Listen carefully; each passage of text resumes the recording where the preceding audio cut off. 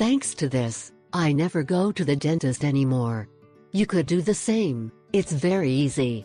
Caries is a very painful disease that appears from one day to another. This is the bad news. The good news is that we can control the disease ourselves very easily. It depends on you.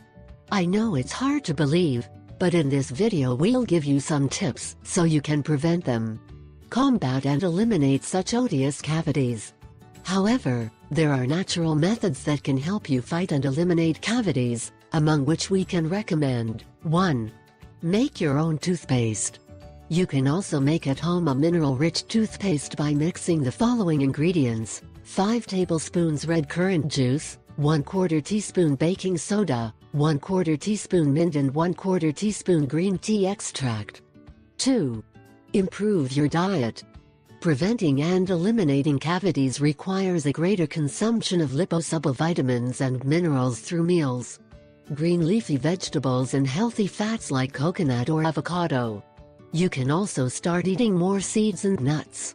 This will give you the perfect combination to have caries-free teeth. 3. Floss every day. Dental floss, most of it rolled into the middle finger of one hand and the rest in the middle finger of the other hand. Hold the thread firmly between your thumb and forefinger.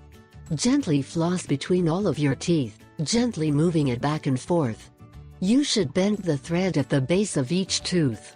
When the thread is between the teeth, move it up and down carefully, so you will rub each side of the teeth. Once you have finished with one tooth, take more floss and continue with the next.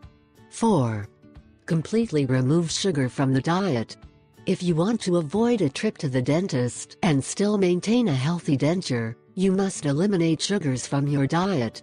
Not only processed sugar from candies, even fruit sugar is bad as well.